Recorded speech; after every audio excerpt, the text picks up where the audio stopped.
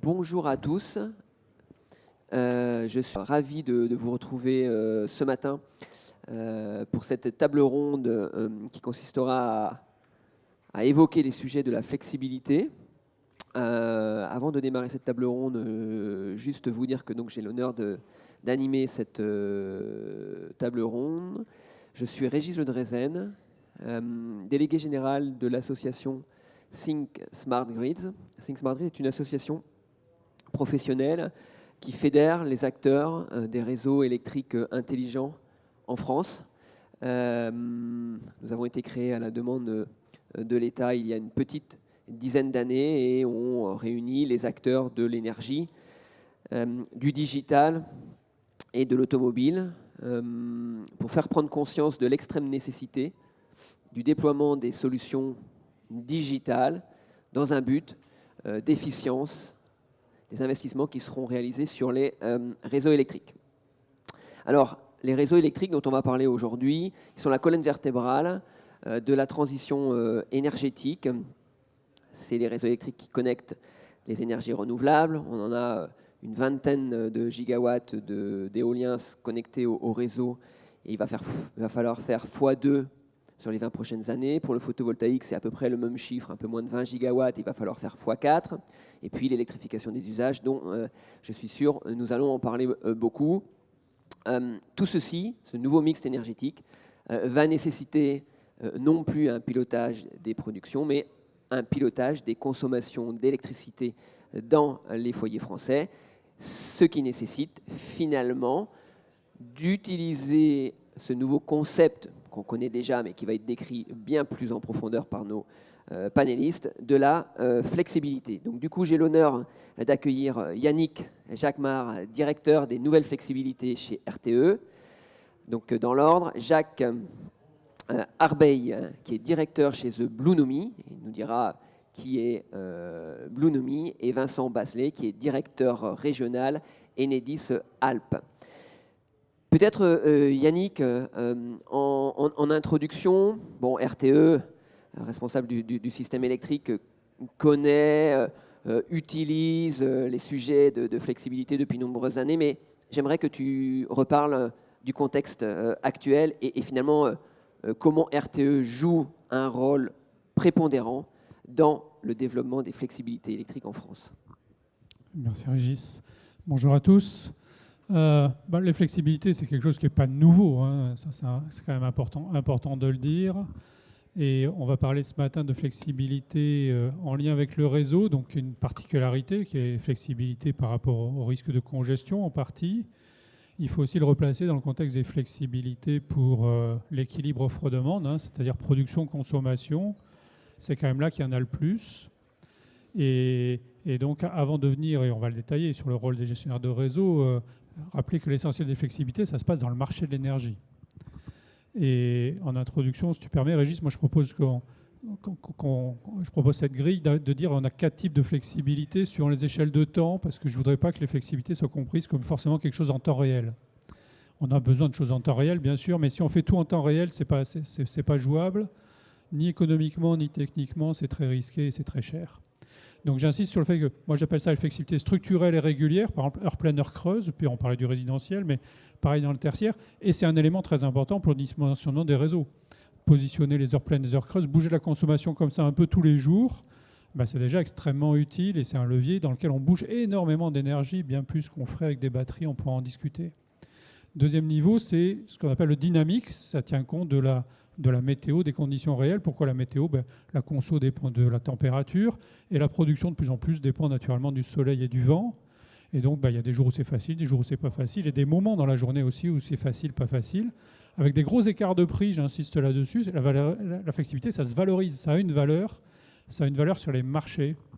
Moi, je regarde les prix tous les jours. Aujourd'hui, ils sont pas nuls, mais il y a un très gros pic ce soir vers 21h, 22h. Allez savoir pourquoi à 22h en France, on a un pic, les autres pays, c'est à 19h. Je vous laisse réfléchir. Voilà, donc ça se valorise et ça change un petit peu tous les jours. Donc c'est une flexibilité optimisée un peu tous les jours à la marge. Et après, de temps en temps, effectivement, il peut faire très froid. C'est celle qu'on connaît historiquement, c'est le JP, le tempo, c'est l'effacement, NEBEF. L'effacement, c'est l'assurantiel. C'est de temps en temps quand on s'approche de périodes où il y a des prix très élevés. Donc première catégorie, régulier. Deuxième, dynamique. Troisième, l'équilibrage. Bah oui, RTE souscrit des services systèmes. RTE achète des réserves pour pallier à des aléas en temps réel ou proche du temps réel, mais RTE n'intervient que dans la dernière demi-heure, la dernière heure. Là, il nous faut des moyens très rapides. Ce qui se développe énormément, c'est les batteries. Autant j'ai dit les batteries pour déplacer des tonnes d'énergie, ce n'est pas l'idéal. Autant pour faire du service système ultra rapide, il n'y a pas mieux, c'est top. Maintenant, toute la réserve primaire en France est faite avec des batteries. Bientôt, ce sera la secondaire. Ça se développe très vite et c'est très bien. Ça permet d'utiliser mieux les autres moyens de production. Par exemple, sur le nucléaire, pendant des décennies, on a jeté de la vapeur en fait pour garder de la marge. Ben maintenant, on ne la jette plus, cette vapeur. On produit l'électricité quasiment à 100% si vous regardez la production du parc par rapport à son disponible. Donc ces trois catégories de flexibilité, c'est important de les avoir pour le marché. C'est pareil pour le réseau. Il y a des choses qu'on structure longtemps à l'avance. Il y a des choses qu'on va gérer la veille pour le lendemain ou 2 jours avant. Et puis on aura peut-être toujours besoin d'un petit peu en temps réel, mais pas l'essentiel des volumes, j'espère. Sinon, ça va être trop dangereux. J'ajoute un quatrième type pour être complet, et puis après j'arrête de parler, c'est promis. Le quatrième type, c'est ce dont on a parlé l'hiver dernier, c'est EcoWatt, c'est les flexibilités de sauvegarde, c'est-à-dire en cas de problème, c'est le frein d'urgence, ou plutôt ce que j'appelle désormais l'airbag du système électrique. On est très content de l'avoir, on va le développer dans le résidentiel, ça se teste, dans le tertiaire, j'y crois beaucoup. Mais l'airbag dans ma voiture, je suis content de savoir qu'il y en a un, mais en fait j'espère qu'il est là parce que j'ai surtout pas envie de le voir, hein. Donc là, c'est pareil. EcoWatt, c'est fait pour ne pas servir les alertes. Et donc, ce qui compte tous les jours, c'est d'avoir avant l'airbag les freins. Et les freins, c'est bien la flexibilité. La flexibilité, c'est quoi? C'est bien placer la consommation, en fait, autant qu'on peut, en face des périodes où la production est décarbonée et pas chère. Donc, normalement, c'est l'intérêt de tout le monde. J'arrête. Merci beaucoup Yannick. On reviendra sur ces 4 points fondamentaux que tu viens de décrire en introduction. Je me tourne peut-être vers Vincent tout de suite. La flexibilité que tu viens de décrire, Yannick, elle va se trouver sur des assets, je vous l'ai dit en introduction, qui sont en très grande majorité connectés au réseau de distribution. Vincent, du coup, ma question, c'est quel est le rôle que joue Enedis sur ce sujet des nouvelles flexibilités qui sont connectées au réseau de distribution et comment Enedis finalement intègre ce nouveau modèle dans son modèle actuel. Merci Régis, bonjour à tous. Alors Yannick Jacquemart a raison, hein, on n'insistera jamais assez sur le fait que les flexibilités, d'abord, l'essentiel, plus de 80%, c'est pour l'équilibre offre-demande. Et là, dans ce sens, nous, Enedis, on en a parlé effectivement l'hiver dernier, avant même le délestage auquel heureusement on n'a pas eu besoin d'avoir recours. On a le décalage heure pleine, heure creuse. Hein. Ça passe par des signaux tarifaires qui sont envoyés via le réseau de distribution. Alors ça, c'est des anciennes flexibilités, hein, ça ne date pas d'hier, ça date des années 70. Et maintenant, on se rend compte que tous ces principes, on peut les appliquer et les dupliquer vraiment à l'échelle de l'ensemble des clients grâce notamment au compteur communicant Linky, puisqu'on voit apparaître des offres qui sont non plus simplement heure pleine, heure creuse, mais des offres via les fournisseurs. Et grâce au fait que le compteur est communicant et intelligent, qui colle le plus possible aux besoins finalement de flexibilité pour l'équilibre offre-demande, qui encore une fois est la majorité, en fait, l'ultra-majorité des flexibilités. À côté de ces flexibilités pour l'équilibre offre-demande, on a des flexibilités réseau pour traiter les congestions, donc soit effectivement sur le réseau de transport, soit sur le réseau de distribution. C'est plutôt pour faciliter finalement l'insertion des ENR, hein, notamment avec, en adaptant au mieux les capacités des projets, par exemple éoliens ou photovoltaïques, en fait, même si ça dépasse, si la capacité nominale d'un projet dépasse les capacités du réseau, eh bien, on propose des flexibilités aux porteurs de projets de manière à écrêter et pouvoir utiliser le réseau au maximum de ses capacités. Ça permet de décaler, non pas de supprimer des investissements, mais de décaler un petit peu et d'utiliser au mieux les nouveaux moyens de production de manière à décarboner finalement le plus possible le système électrique. Merci beaucoup, Vincent. Donc, on reviendra aussi justement sur ce point précis que tu viens de décrire pour faciliter l'insertion du renouvelable, qui est une partie des usages que nous utiliserons sur le sujet de la flexibilité. Jacques, peut-être, pour commencer, Bluenomy, je ne sais pas si tout le monde connaît cet acteur. Je ne me suis pas permis de rappeler que RTE et Enedis, j'étais certain que vous les connaissez dans la salle, peut-être Bluenomy un peu moins. Donc, commencez par nous dire qui vous êtes et ce que vous faites. Absolument, merci beaucoup. Merci pour les deux présentations juste avant. Et merci de m'avoir invité à cette table ronde. C'est toujours une forme d'honneur pour nous de pouvoir être à la fois entre RTE et Enedis. Et Bluenomy est moins connu, bien évidemment. Alors nous, on est une société de la transition énergétique qui offre des services de conseil en stratégie spécialisés dans la transition énergétique et des outils digitaux, et notamment des outils digitaux à destination des gestionnaires de réseaux d'électricité, pour tout un tas de choses, mais en particulier pour faciliter cette croissance de la flexibilité. Bluenomy, c'est une société qui est née en fait de l'alliance entre Enea Consulting, qui est une société qui a 15 ans d'existence et qui correspond à 120 experts de la transition énergétique dans 3 géographies, l'Europe, l'Asie et l'Australie, et Isabelle Cocher, qui est l'ancienne patronne de Engie, donc, qui ont uni leurs forces de manière à pouvoir apporter justement un nouvel objet sur le marché du conseil et des outils digitaux. Alors sur la flexibilité en particulier, peut-être pour vous expliquer ce que nous, on essaye de faire, en toute humilité bien entendu, parce qu'on a conscience que notre rôle est en facilitateur et on est quand même pas aussi près du terrain qu'RTE et Enedis, mais disons qu'on a une obsession chez nous, c'est de faire en sorte que ces flexibilités se déploient et accélèrent. Je pense que le déploiement, on y est. Mais maintenant, l'enjeu, vous le savez tous, c'est de faire croître énormément ces capacités. J'ai une stat en tête, je pense que l'IEA, il y a des chiffres que je regardais hier qui annoncent que, par exemple, le sujet des batteries raccordées au réseau de transport dans le monde, il y en a à peu près 30 gigawatts. Et en fait, il faudrait avoir 1 terawatt installé au total d'ici 2030 pour être sur notre trajectoire de net zéro. Donc on a un vrai enjeu associé à ça et on a un vrai enjeu pour accélérer ces flexibilités. Donc nous, on va travailler avec 2 typologies d'acteurs. La première, c'est les acteurs du marché qui vont justement fournir des flexibilités à la fois aux gestionnaires de réseaux de transport et de distribution, et puis au marché de manière plus large, je dirais, évidemment sur le spot et puis sur les contrats de fourniture.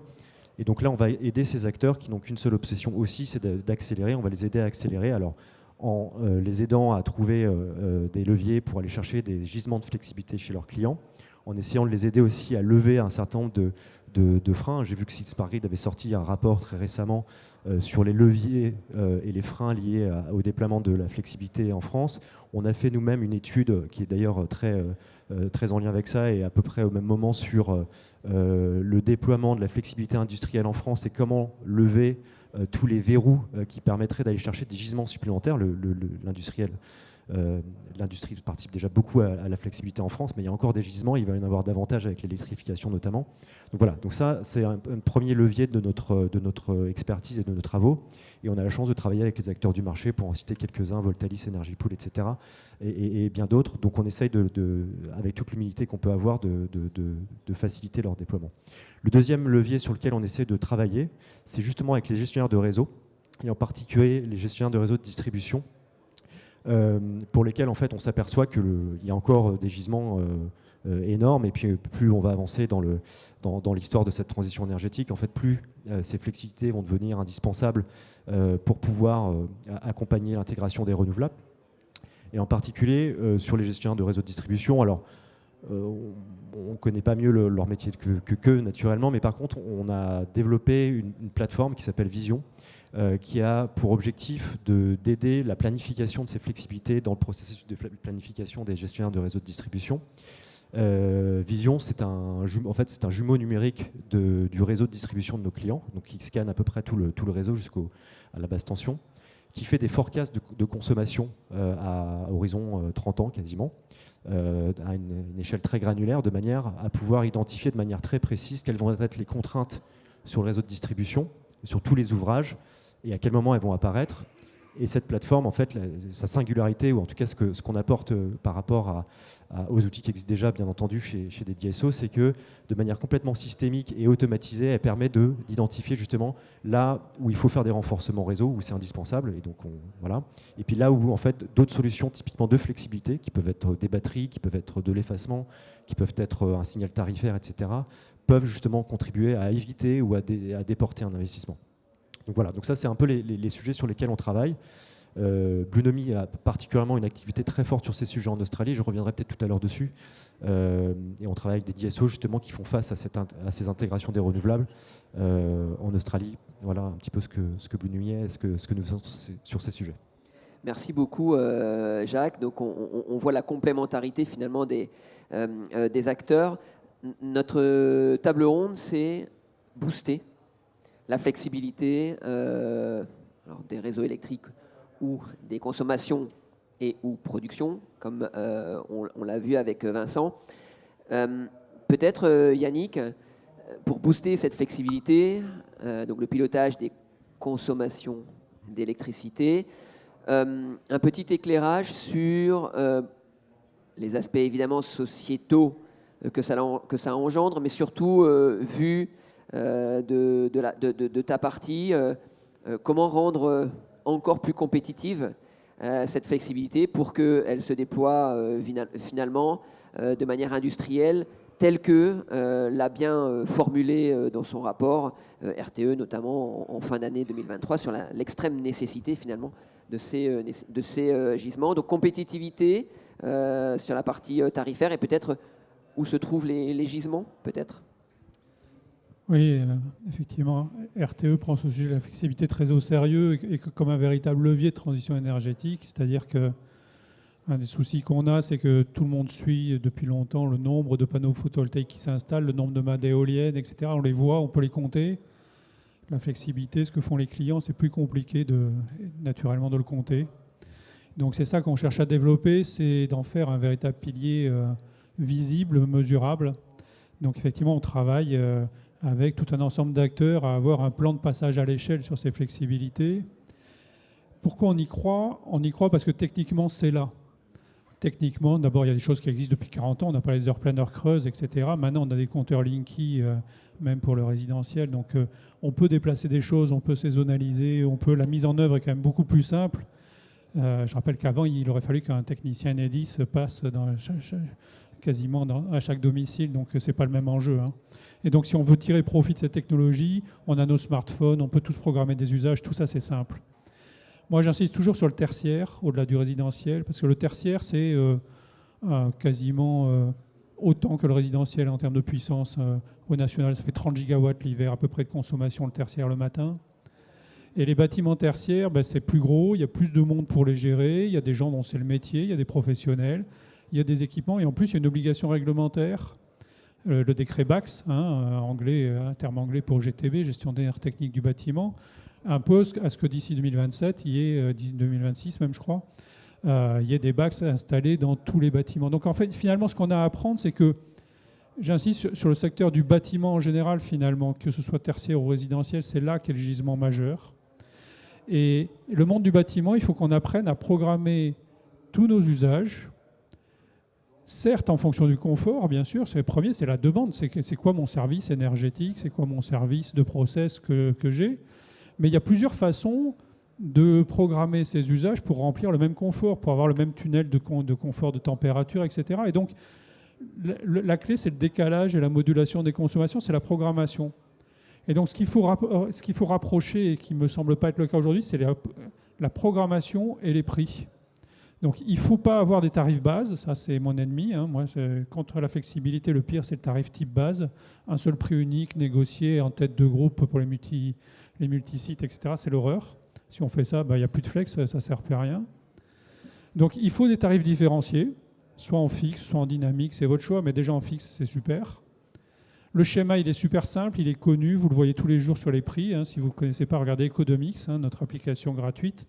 Vous verrez les prix tous les jours, c'est tout simple. Il y a un pic le matin, il y a un pic le soir, c'est creux l'après-midi, c'est creux la nuit. Donc, savoir ce qu'il faut faire, c'est très simple. Et l'élément nouveau, j'insiste, c'est que maintenant, les périodes de pointe sont très courtes. Et ça ouvre un champ énorme dans le bâtiment. Avant, on disait EJP, tempo, il faut s'effacer toute la journée de temps en temps. 16 heures d'effacement, c'est très compliqué. Autant dire qu'on s'arrête, ou alors on a froid. Enfin, là, on parle de 3 heures d'effacement, 3 heures de baisse, 2-3 heures. Mais du coup, 2-3 heures, c'est super simple. Vous préchauffez avant, vous attendez, vous n'avez rien à faire quasiment. Vous allez consommer 30-40% de moins. Alors pour ceux qui ne me croient pas, j'ai lancé un concours. RTE a lancé un concours avec l'IFPEB, l'Institut français de la performance énergétique des bâtiments, qui s'appelle CubeFlex. Allez sur le site. On remet les prix dans 15 jours, le 25 avril. C'est à Paris et au siège de RTE, mais c'est retransmis si vous voulez suivre. Et vous verrez des vrais gens qui ont géré des vrais bâtiments avec des vrais occupants et qui ont fait de la vraie flex tout l'hiver. Et ils ont baissé des puissances de 20, 30, 40% pendant quelques heures. Et ils vous parleront de ce qu'ils ont fait sur le terrain. Comment ils ont fait pour que les occupants parlent aux facility managers, parlent aux property managers. Parce que la complexité, elle est là, elle est dans la mise en œuvre. La complexité, elle n'est pas dans le business model, il est là. Le tout, c'est que les fournisseurs fassent des offres bien différenciées. C'est le seul élément qui nous manque.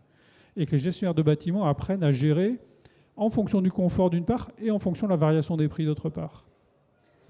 Merci beaucoup. Donc, vous voyez, on a Yannick a parlé de l'aspect social, on ne touche pas au confort. Il a aussi commencé à évoquer les gisements, le tertiaire.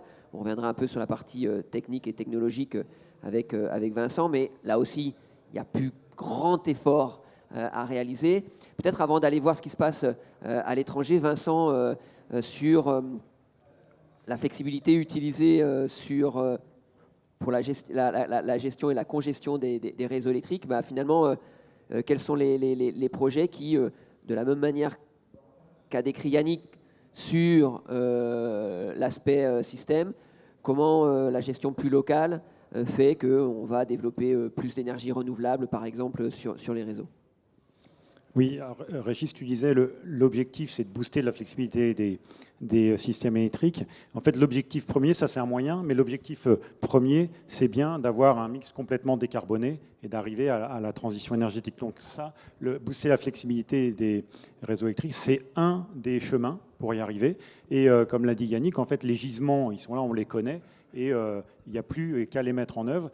Ce qui est maintenant possible, alors qu'on ne pouvait même pas l'imaginer il y a 20 ans. Il y a des choses qu'on ne pouvait pas imaginer. Maintenant, c'est très, même il y a 10 ans, c'est possible avec les nouvelles technologies. Voilà. Nous, au niveau du réseau de distribution Enedis, on se positionne comme un facilitateur de la transition énergétique. Et donc, notre but, c'est de maximiser, finalement, d'accélérer l'insertion, par exemple, des productions ENR sur le réseau de distribution. Donc, en ce sens, on utilise au maximum le réseau de manière à ce qu'il soit rempli à 100%. On accepte des projets qu'il y a quelque temps, on n'aurait pas accepté parce qu'on aurait dit ah ben non, ça passe pas, parce que ça passe pas, mais en fait, ça passe pas sur 5% du temps. Non, ben là, on dit OK pour 95% du temps et 5% du temps, on va écréter et finalement, tout le monde est content parce que ça va dans le bon sens. Ensuite, pour traiter des congestions, en fait, c'est surtout nous, des contraintes de tension haute localement. Eh bien, on demande des flexibilités à la hausse, donc de consommation un petit peu. Mais j'insiste sur le fait que le volume, là, sur ces gisements, c'est très petit par rapport aux flexibilités nécessaires pour l'équilibre offre-demande. Première différence. Et deuxième différence, c'est qu'au contraire quand on déplace des centaines de mégawatts ou des milliers de mégawatts par des signaux tarifaires au niveau de l'équilibre offre-demande, et ben en fait, là, on évite vraiment des investissements. Alors que quand on utilise des flexibilités pour le réseau de distribution locale, on n'évite pas un investissement, on le diffère un petit peu, et ensuite, le temps de finalement de réaliser l'investissement, le réseau bat toujours en fait la flexibilité sur le long terme. Dans ce cas particulier de la flexibilité réseau. Voilà. Ok, donc c'est très clair ce que tu expliques, et il ne faut pas voir la poule aux œufs d'or, si je traduis un petit peu, sur le sujet de la flexibilité au niveau des réseaux de distribution, et c'est très bien expliqué. Merci beaucoup Vincent pour ce point. J'aurai une autre question tout à l'heure, mais bon, peut-être ce qui se passe à l'étranger, Jacques, parce que je sais que vous êtes impliqué sur des projets à l'étranger, notamment en Australie. Volontiers, merci. Peut-être juste un petit détour sur la France, je partage complètement ce qui a été dit. Pour vous dire, moi j'ai eu la chance d'accompagner, d'être parmi les gens qui ont été chez Energy Pool, qui est un agrégateur d'effacement en France, entre 2012 et 2017, si je ne dis pas de bêtises. Et effectivement, en 2012, versus aujourd'hui, les choses ont énormément changé. Et je vois bien que le marché de la flexibilité s'est énormément déployé, et les capacités dont on dispose aujourd'hui sont plus du tout les mêmes qu'il y a 10 ans. Donc c'est formidable de constater ça d'une part. Voilà, je tenais à le préciser parce que c'est vraiment quelque chose que j'ai constaté. Peut-être, moi, ce que je voulais proposer, c'était de ne pas forcément revenir sur la France, puisque j'ai déjà un peu moins de légitimité, je pense, et puis ça serait un peu de redondance par rapport à ce que mes collègues ont dit autour de moi. Je voulais vous proposer un petit détour par l'Australie, qui est intéressante, alors qu'il y a un réseau qui n'a rien à voir avec la France, donc on se privera de faire des similitudes trop directes, mais je pense que c'est intéressant peut-être d'illustrer le débat avec ce qui se passe là-bas. L'Australie, c'est un pays donc très grand, c'est à peu près la surface de l'Europe, un peu plus petit, mais en ordre de grandeur, on est à peu près à ça, avec 26 millions d'habitants. Donc déjà, vous voyez que par rapport à l'Europe, on n'est pas du tout sur les mêmes typologies de réseaux. On a des réseaux qui sont très étendus, des zones très denses autour des métropoles comme Melbourne et Sydney, mais généralement aussi il y a des problèmes qui sont liés à l'extension des réseaux. L'Australie a une particularité aussi, c'est qu'en termes d'intégration des renouvelables et des renouvelables très distribués, j'entends par là les panneaux solaires par exemple qui sont sur les toitures des clients résidentiels, ils ont un taux de pénétration qui est à ma connaissance le plus haut au monde. J'avais fait justement un petit calcul pour regarder par exemple par rapport à l'Allemagne. L'Allemagne, si on fait le calcul de se dire combien de panneaux solaires sur toiture chez le résidentiel divisé par le nombre d'habitants, vous êtes à peu près à 0,2 kW je crois par habitant. En Australie, on est 6 fois plus, donc on a 0,6. 3 fois plus, pardon, à 0,6. Donc déjà, on a tous entendu parler des enjeux en Allemagne pour intégrer ces renouvelables. L'Australie, ils ont 3 fois plus d'enjeux encore aujourd'hui. Donc je trouve que c'est un pays intéressant pour ça, puisque ça nous permet de voir un petit peu ce qui peut nous arriver, ce que Enedis va devoir gérer aussi dans un certain nombre d'années de manière très, très, très certaine. Peut-être aussi une autre petite stat qui est intéressante, c'est que les batteries se développent énormément aussi à l'échelle résidentielle, ce qui est très bien, mais ce qui pose un vrai challenge. Quand on regarde à 2040 par exemple, la capacité qui sera dispatchable sur le réseau en Australie, là je parle de tout le continent, 50% de cette capacité dispatchable sera localisée chez le client final.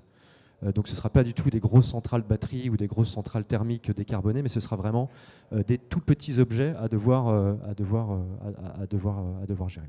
Donc voilà, donc l'Australie a des vrais problèmes d'intégration de ces renouvelables, pour toute cette introduction pour vous dire ça, à tel point qu'il y a plein de zones où en fait vous avez des surtensions énormes à l'échelle basse tension ou à la moyenne tension qui sont déjà en fait qui posent déjà des problèmes et qui ne permettent plus de raccorder un certain nombre de nouvelles installations.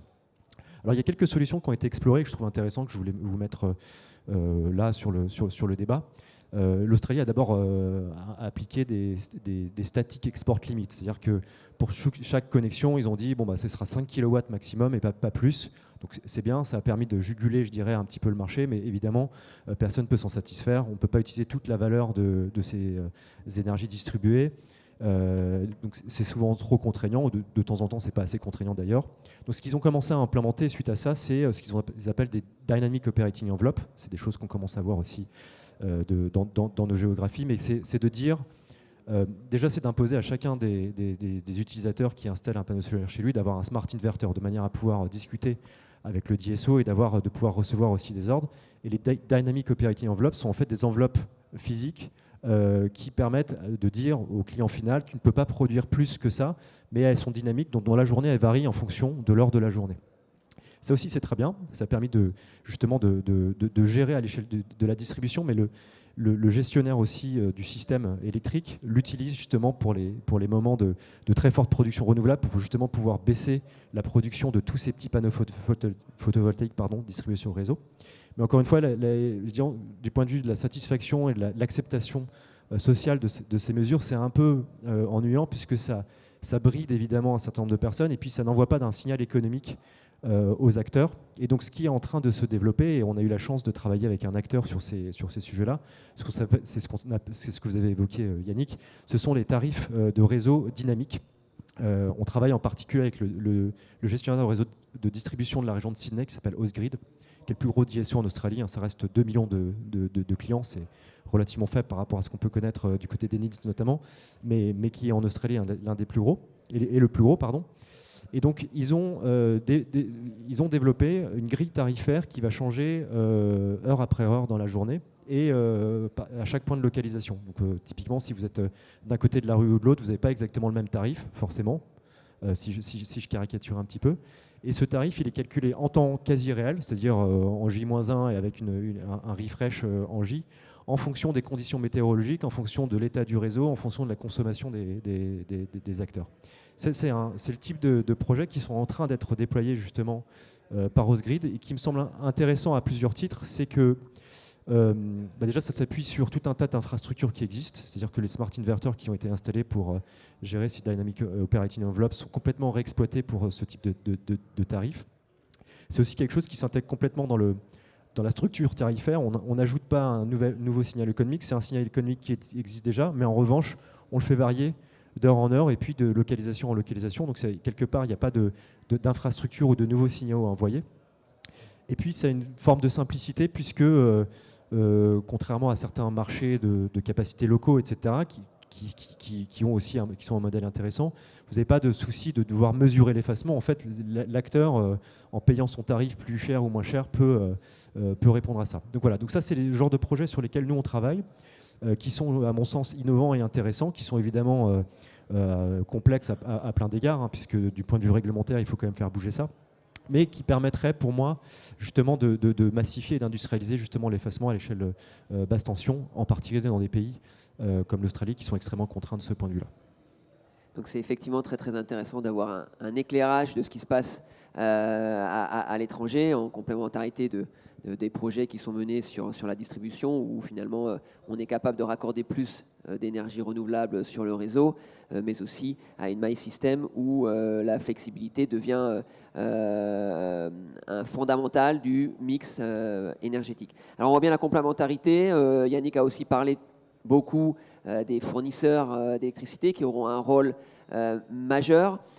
Par rapport à ces éléments, je voudrais qu'on puisse débattre avec les acteurs de la salle. Vous êtes très nombreux ce matin, donc on a gardé un petit moment pour qu'on puisse passer à des questions-réponses. Donc si vous avez des questions, je vais distribuer le micro dans la salle. Et si vous n'en avez pas, j'en aurai d'autres. Vous vous présentez ? Oui, bonjour, Antoine Dupont, The Shifter. C'est une question pour vous par rapport à l'Australie. L'Australie aussi a beaucoup communiqué sur le développement de gigafactories de batteries. Et vous expliquez que comme ils ont beaucoup d'ENR décentralisés, vous ne l'avez pas mentionné. Vous pouvez en dire quelques mots là, sur leur projet de développement de production de gigafactories en batterie ? Alors, ce sur quoi je ne sais pas si vous parlez de la chaîne amont, c'est-à-dire d'unités de production de batteries et de cellules, mais je pense que vous parliez plutôt de centrales de stockage d'énergie de grande échelle. Alors c'est vrai que c'est un pays qui, de ce point de vue-là, a fait office aussi de précurseur pour des raisons évidentes que je décrivais plus tôt, hein. Il y a un exemple que je ne vous ai pas donné, mais il y a certaines heures dans certains États, notamment en Australie du Sud, où la production renouvelable représente 250% de la demande. Donc on a des enjeux d'équilibrage qui sont absolument considérables, avec des capacités d'interconnexion qui sont très limitées. Donc je pense que l'essor de ces grosses batteries date d'il y a des années 2016-2017 déjà. On avait la centrale de 100 MW de Tesla et de Neoen qui avait été construite à l'époque, qui avait fait beaucoup de bruit, qui était la plus grosse centrale.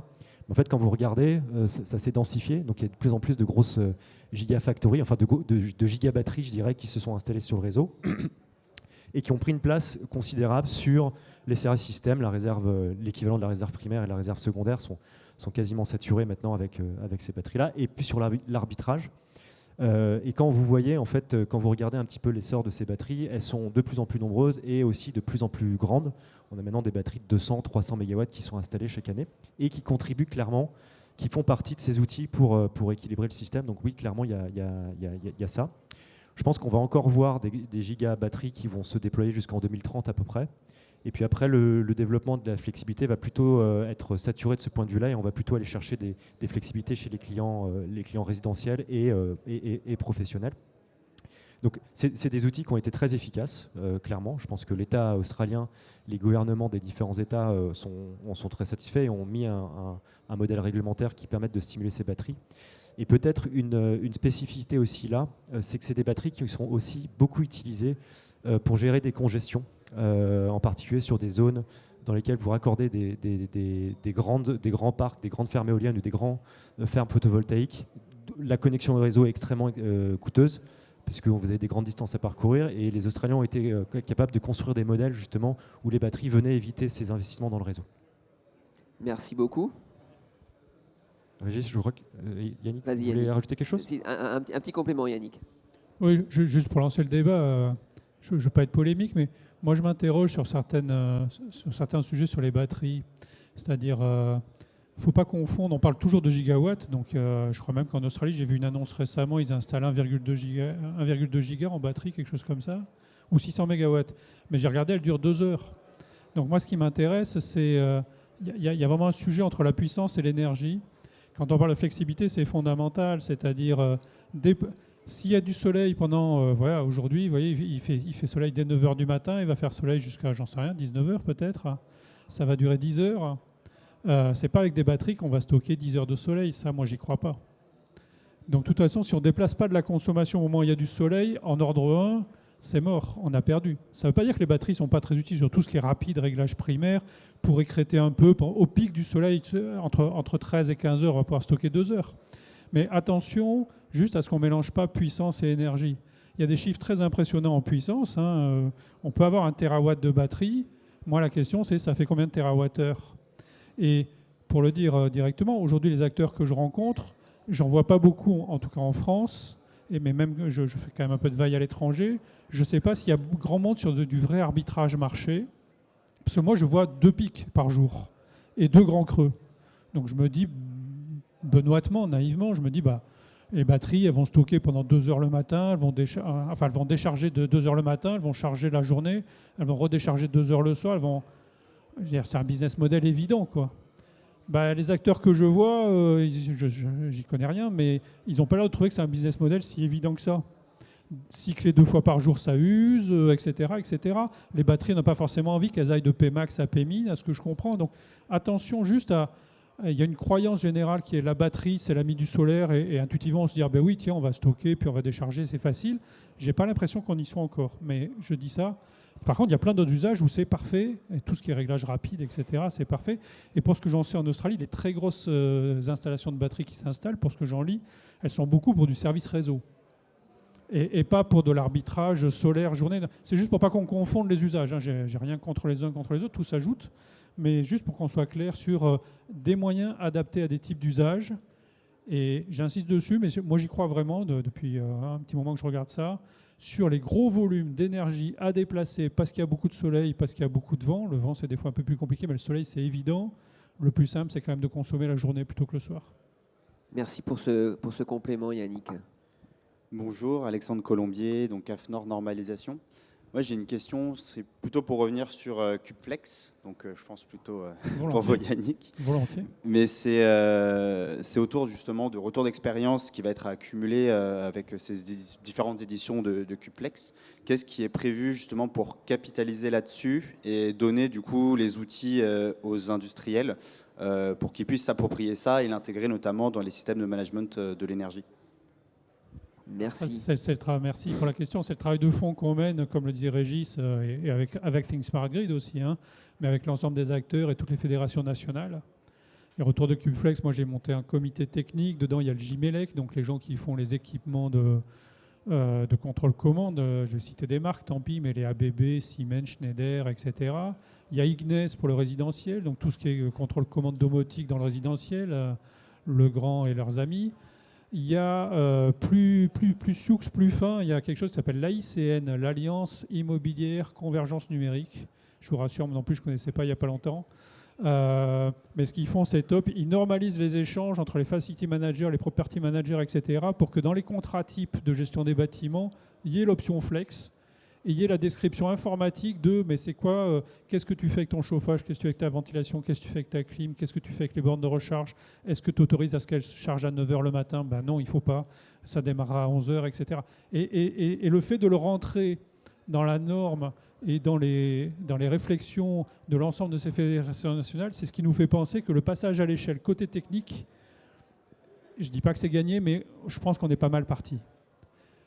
Et maintenant, le momentum génial qu'on a, c'est qu'on a 2 ans pour réussir, à la fois pour faire cette montée en puissance-là, et pour changer, il y a des gens de la Creux dans la salle, donc je suis un peu prudent, mais et pour changer un certain nombre d'éléments réglementaires, et notamment de design des prix, pour que les fournisseurs fassent vraiment les offres. Parce qu'il nous faut travailler sur l'élément technique pour que chacun comprenne ce qu'il a à faire d'intelligent, il faut qu'il y gagne.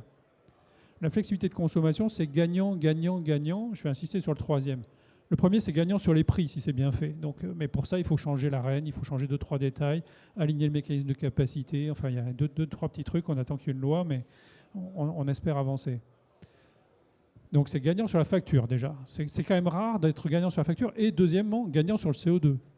C'est quand même une mesure à coût d'abattement négatif pour les spécialistes. Il n'y en a pas beaucoup des mesures à coût d'abattement du CO2 négatif. Hein. C'est-à-dire on y gagne à dépenser moins de CO2. C'est pas mal. Moi, j'ai plutôt envie de commencer par ça. Et je vais insister sur le 3e. On gagne encore plus de CO2 que le sien parce que ça fait de la place sur le système électrique. C'est-à-dire ça évite de charger les pointes. Et donc, moins on charge les pointes, ça ne sert à rien de charger son véhicule à 19h ou à 9h le matin. Moins on charge les pointes, plus le système électrique, sans investissement supplémentaire, que ce soit en prod ou en réseau, pourra accueillir de nouveaux transferts d'usage du carboné vers le décarboné. Donc c'est moins d'émissions de CO2 sur des véhicules qui vont devenir électriques, c'est moins d'émissions de CO2 sur du chauffage qui va passer à la pompe à chaleur, c'est moins d'émissions de CO2 sur d'autres choses à système électrique inchangé. Je ne sais pas si je suis clair, mais je pense que ça c'est fondamental. C'est l'enjeu de la décennie, c'est d'accélérer. On va lancer un grand plan d'investissement, il y a des grands plans sur la prod, mais tout ça, ça prend du temps. Mais là, tout de suite, avec le système qu'on a, si on l'utilise bien, on peut en faire plus. Alors moi, je cherche des images. S'il y a des créatifs dans la salle, je vous écoute à la sortie. La meilleure que j'ai trouvée, elle n'est pas bonne, mais tant pis. C'est le coffre de ma voiture quand je pars en vacances. Il a un certain volume. Soit je jette les sacs dedans, et puis au bout d'un moment, je dis c'est plein, tant pis, tu n'amèneras pas tes jeux. Hein. Soit je les range comme il faut, j'arrive à en rentrer plus avec la même voiture. Mais pour le système électrique, c'est un peu pareil. Si on ne consomme pas l'après-midi, qu'on jette du soleil, du PV l'après-midi, et que par contre on sature la pointe à 19h en chargeant les voitures et en démarrant le chauffage à 18h, c'est mort. C'est une très mauvaise utilisation. On me parle de sobriété. Alors je ne parle pas d'économie d'énergie, là c'est en plus, mais c'est un deuxième niveau de sobriété. C'est 1, j'économise l'énergie bien sûr, et 2, celle que j'utilise, j'essaye de l'utiliser au mieux dans les meilleurs moments avec moins d'émissions de CO2 et moins de saturation du système existant. C'est moins de matière, c'est moins d'investissement, c'est moins de plein de choses. Donc je crois que c'est vraiment une politique publique fondamentale. C'est compliqué parce qu'il faut fédérer tout le monde autour. Merci beaucoup pour ces précisions, Yannick. On a le temps de prendre une dernière question. Bonjour, Morati Gersha de l'Institut Vidécom. Vous avez parlé beaucoup, vous avez pris beaucoup d'exemples sur le véhicule. Nous, on travaille sur, on essaie de caractériser techniquement la flexibilité qui peut se dégager du véhicule, soit pour déplacer sa recharge, soit pour réinjecter de l'énergie de la batterie dans le réseau.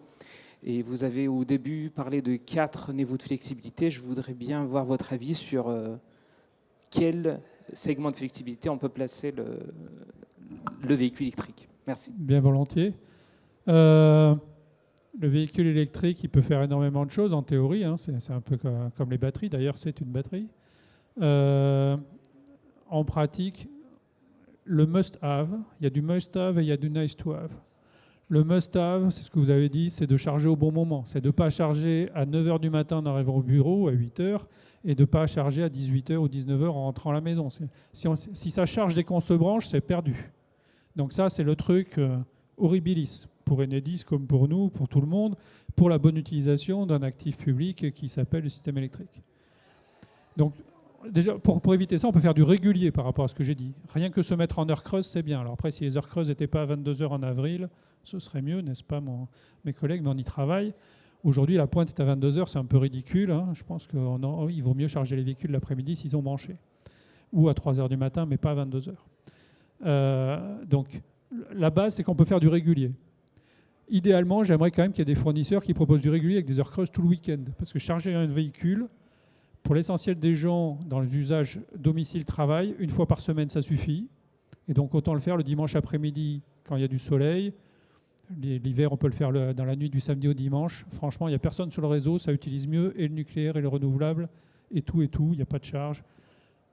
L'essentiel des véhicules, il faut les charger une fois par semaine le week-end. Et puis, par contre, ça c'est la base. Après, on peut faire un peu mieux que le régulier, on peut faire du dynamique. On peut s'ajuster tous les jours suivant qu'il y a du vent, qu'il n'y en a pas. Des fois, le mardi soir, c'est très cher, et puis pas le mercredi soir. Voilà. On peut optimiser. Des fois, c'est à 3 h du matin le mieux, des fois, c'est à 1 h du matin. On peut faire du dynamique, mais c'est la deuxième couche. À l'ordre 1, si déjà tout le monde fait du régulier, c'est top. Et après, on peut faire du V2G, et ça, c'est super top.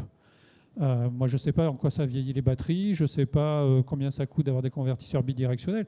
Mais même sur prise, j'insiste, parce que tout le monde est sur des bornes, les bornes à 7 kW, 11 kW, tout ça, à mon avis, ça ne sert pas à grand-chose.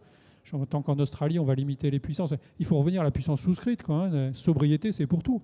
Moi, je veux qu'on instaure la maîtrise de la puissance en plus de la maîtrise de l'énergie. C'est la base. Donc V2G, même sur une prise à 2 kW, moi, 1 million de véhicules qui délivrent 2 kW, ça fait 2 gigawatts sur le système. Donc voilà, 2 gigawatts pendant 2-3 heures le matin, 2 heures le soir, moi, ça me va bien. Si ça n'use pas les véhicules, c'est top. Mais après, c'est un équilibre technico-économique à voir. Merci Yannick. Un complément, Vincent ? Sans paraphraser Yannick, tu disais on est bien parti. Moi, je pense qu'il faut se rappeler effectivement d'où on part il y a quelques années. Et puis maintenant, on se disait l'intégration des renouvelables, ça va pas marcher. Et puis maintenant, on est à 30% d'énergie renouvelable en 2023.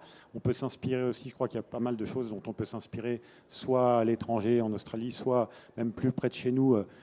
J'étais en Corse l'été dernier avec EDF et au dispatching, on était à 46% d'énergie renouvelable, enfin de puissance en temps réel. Donc ça, c'est des choses qu'on aurait crié à l'hérésie il y a une dizaine d'années. Maintenant, on sait le faire parce que les systèmes électriques, on a appris comment dire, ils sont plus élastiques qu'on pensait et on maîtrise plein de nouvelles flexibilités.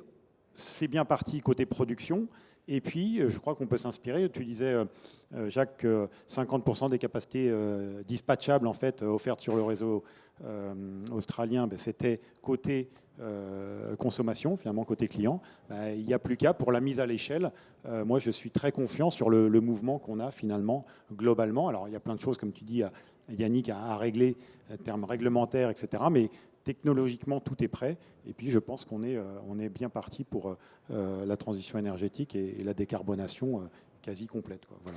Merci beaucoup. Je terminerai sur confiance. Donc, effectivement, il y a encore quelques petits verrous à unlocker. On en a parlé avec nos trois acteurs. Il y avait encore plein de questions qu'on avait envie de poser, mais voilà, vous pouvez continuer en marge de cette table ronde.